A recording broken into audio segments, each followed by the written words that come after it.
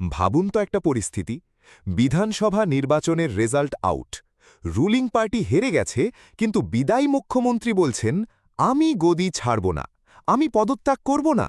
কি হবে তখন? সরকারি চাকরির প্রস্তুতির জন্য পলিটির এই কনসেপ্টটা জানা খুব জরুরি। চলুন দেখি ভারতের সংবিধান কি বলছে। প্রথমত, সংবিধানের আর্টিকেল 164(1) অনুযায়ী মুখ্যমন্ত্রী এবং মন্ত্রিপরিষদ কাজ করেন গভর্নরস প্লেজার বা রাজ্যপালের সন্তুষ্টির ওপর ভিত্তি করে।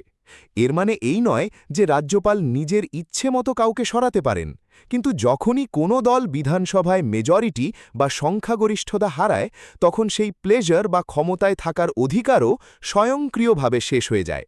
সাধারণত প্রথা অনুযায়ী রেজাল্ট বেরোনোর পরই বিদায়ী মুখ্যমন্ত্রী ইস্তফাপত্র জমা দেন, কিন্তু তিনি যদি ইস্তফা না দেন, তবে রাজ্যপালের পূর্ণ সাংবিধানিক ক্ষমতা আছে তাকে এবং তার গোটা মন্ত্রিপরিষদকে সরাসরি ডিসমিস বা বরখাস্ত করার।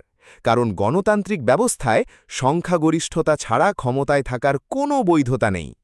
আর যদি বিদায়ী মুখ্যমন্ত্রী জোর জুলুম করেন, পুলিশ বা প্রশাসনকে ব্যবহার করে ক্ষমতা ধরে রাখার চেষ্টা করেন, তখন তৈরি হবে কনস্টিটিউশনাল ক্রাইসিস বা সাংবিধানিক সংকট।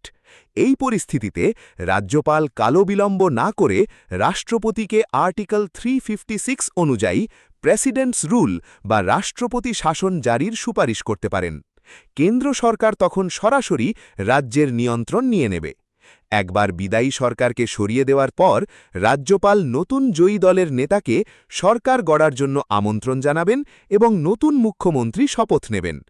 পলিটির এই কনসেপ্টগুলো ক্লিয়ার রাখা WBCS বা যে কোনো পরীক্ষার জন্য মাস্ট। ভিডিওটা সেভ করে নিন আর বন্ধুদের সাথে শেয়ার করে দিন।